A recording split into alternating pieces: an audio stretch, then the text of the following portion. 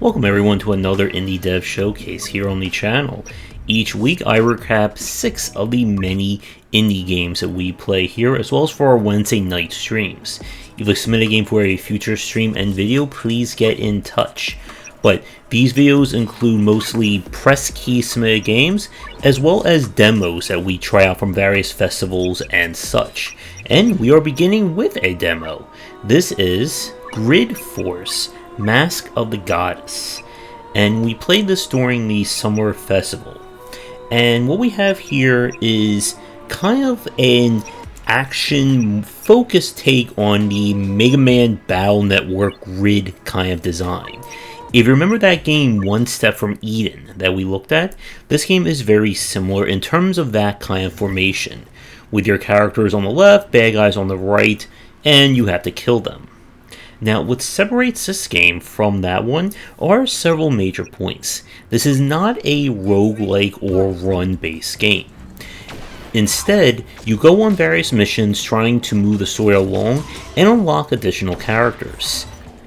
Now, another unique thing is that this game features an all-female-led cast of characters. That's where the Mask of the Goddess point comes in.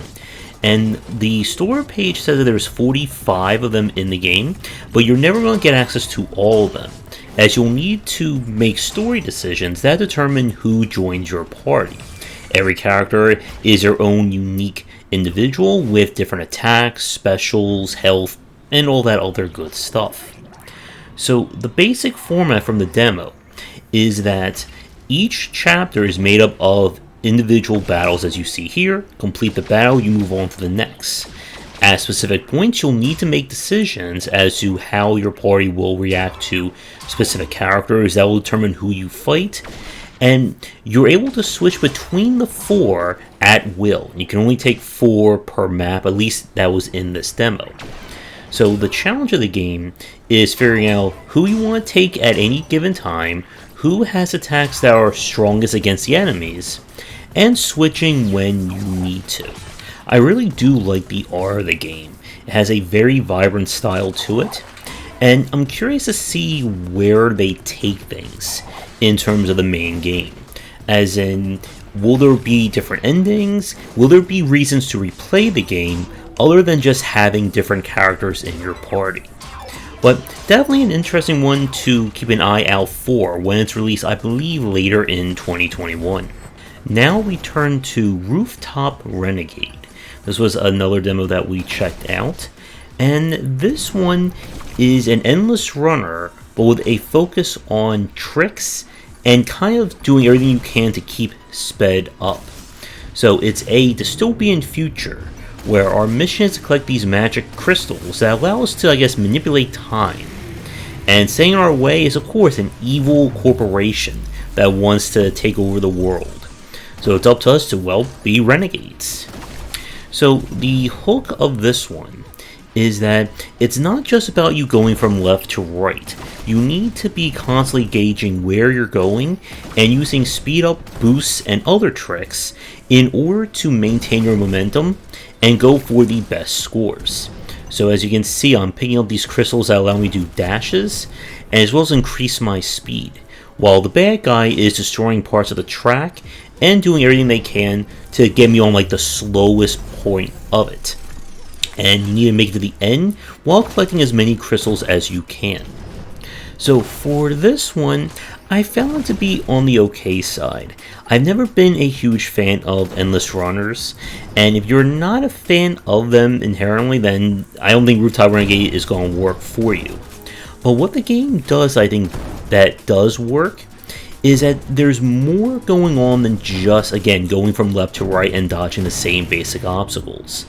As the level gets destroyed, as you get into different obstacles, you have to be constantly adjusting what you're doing in order to keep yourself ahead of the bad guys, and of course go for those high scores.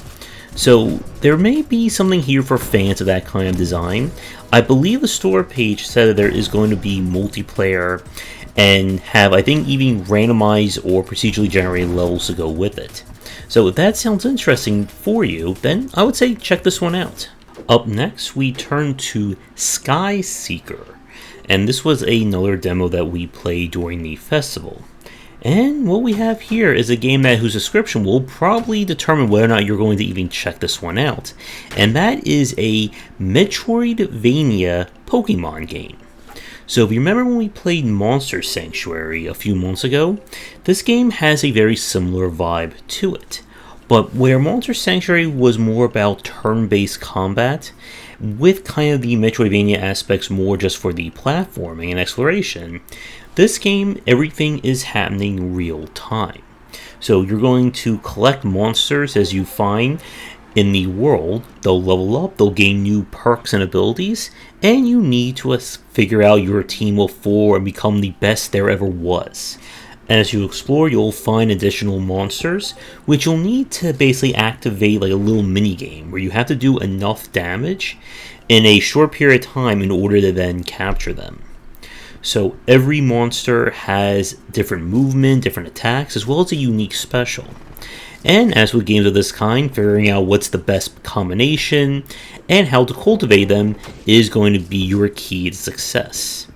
Now, the UI was, I think, a little bit annoying in terms of switching between characters and making use of things. You can see the key bindings in the bottom right there.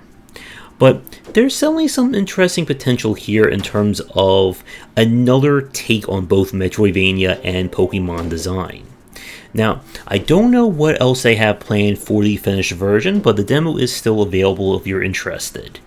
But I was kind of getting into this one, and I'm curious to see like where they take it in terms of depth. Like, you know, be able to fuse characters together, give them unique abilities, or enhance them in ways that they're not normally known for. But we'll have to wait and see when the finished game is released, I believe later this year. So, with that, we're going to take a quick break, and when we come back, we have 3 more games to look at for this spotlight. And now for a quick thank you to our current Patreon supporters. And if you're interested in my books on design, they are available at most major retailers. 20 Essential Games to Study is for first-time developers looking to be inspired, and the Game Design Deep Dive series covers the history and philosophy of major genres, with horror coming later in 2021. Up now, we turn to Revita, or Revita.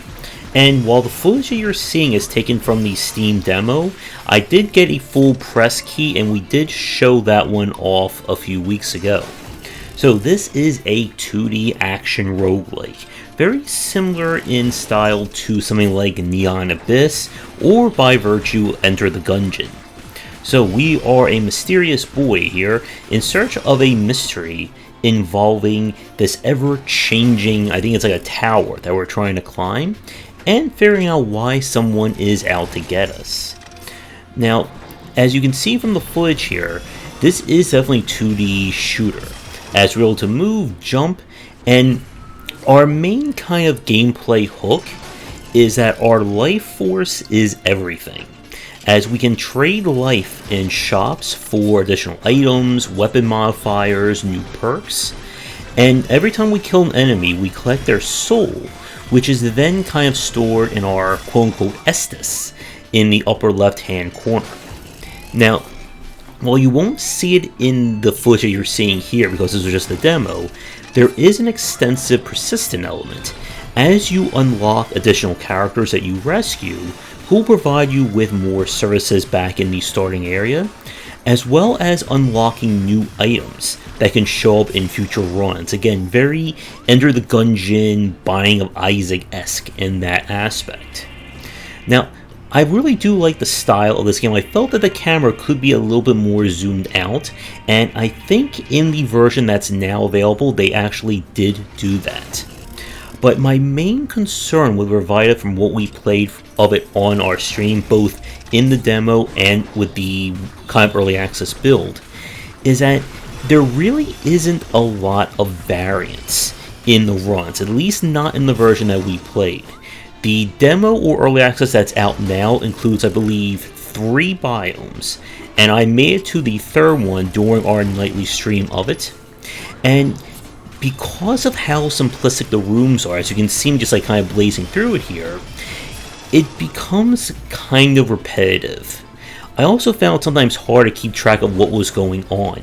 This is one of those games where the aesthetics blend so flawlessly together that it becomes hard to kind of keep track of, okay, what's a hazard coming my way? What's a spike that's on the ground? And other than that, I think this is just a game that's going to need more content if it wants to compete with games like The Binding of Isaac, Enter the Gungeon, Dead Cells, and pick any action roguelike that we've talked about before. But if you are a fan of this kind of design and looking for another one, there is potential here. And it's another game where I want to see where the developer is going to go in terms of additional content and so on. Because there were hints of there being progressive difficulty unlocks, but we really didn't get far enough in the early access build to make use of it. Up now, we turn to the Endless Wyrd, and that's W-Y-R-D, spelled all Lovecraftian and evil. Another another demo that we played during the Steam Festival. This one feels like a mix of Slay the Spire with the very mysterious and Lovecraftian themes of Darkest Dungeon. So we are exploring, well, the Endless Wyrd in order to escape from an evil force that is tracking us down. So standing in our way will be all manner of creepy and weird looking characters, and we choose our own character at the start who has their own abilities, specials, and so on. So the kind of twist of the Endless Wyrd, compared to games like Darkest Dungeon and Slay the Spire, is that your character is far more mobile compared to those games. As you can use different attacks at different positions on the field, you can kind of make that out on the UI. But you also have to spend abilities, or you'll have to spend resources in order to move characters around, or move that character around, in order to avoid damage, or get into a position where they can make use of their best skills. All the while, the enemy is going to be doing everything they can to kill you. After each battle, you'll have to decide where you go on our lovely little node system here. And the longer you spend kind of doing the different areas, the closer the boss gets, and will start to make things harder for you. Now, I do have a few issues with this game from what we played of the demo. The first, it kind of lacks in the excitement department compared to something like Darkest Dungeon. As you can see, characters are just very stationary, they have a few set animations, and it's kind of lacking that visceral feel that I think, especially with this kind of art, really does deserve.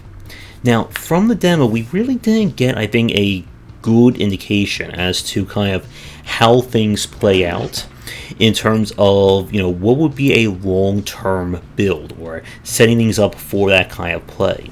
There are abilities that can poison enemies, debuff them, which you can then kind of transfer. And again, if you've played any deck builder over the last 4 or 5 years, the basics of the Endless Wyrd should be very familiar to you. But there's definitely some interesting aspects to it, especially with kind of the greater integration or the greater use of the node-based system and how it will influence what you can and can't do. And I do really like this style of art. And I would say if you are a fan of deck building roguelikes, then you at least should give this game a quick look and see what you think of it. The demo that we played, I don't think it is up right now, but hopefully it will be going up, or it's early access, or whatever the developers have planned in the near future.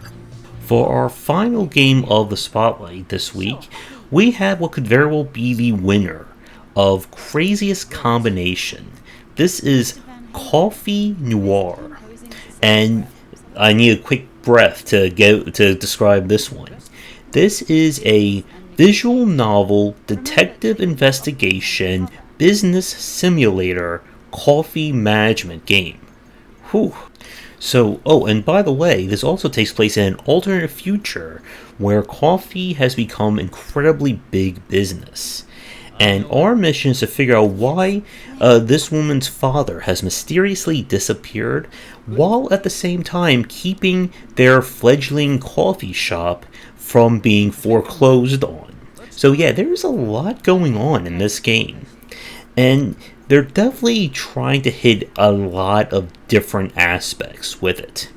So the gameplay itself kind of bounces around different systems in a somewhat similar vein, like a Phoenix Wright kind of game with like the different investigation, trial, that kind of thing. Where in this game, you have kind of the dialogue system where you're going to talk with various clients and people in order to get to build their trust, which will allow you to either get more information out of them or get a better deal when you're negotiating for rates and such. And developers promote like having a very complicated business sim model kind of as the underlying foundation for it. My main concern is that the onboarding is not the best from the demo, and it felt like the game was either being too wordy and long in some aspects, and then not really explaining or kind of giving you a good idea of what the game was about in other parts, most specifically the business sim managing the company side of things. And is certainly a unique combination of genres that Coffee Noir is going for. And I feel a lot of the challenge is just this kind of growing pains of figuring out how do we put all this stuff together. So while I'm not a huge fan of this one, there is certainly potential here as kind of a weird mix of business sim, visual novel kind of gameplay, but they're going to have to do more with the UI and onboarding to make it all stick. So with that said, thank you so much for watching this week's Indie Spotlight. Again, if you are working on an upcoming game that you'd like me to take a look at, please get in touch. Tune into our Wednesday night streams for these plays live. Check out our Discord and Patreon link down below, and come back for daily discussions on game design here and on game wisdom, where is in the art and science of games. Until next time, take care.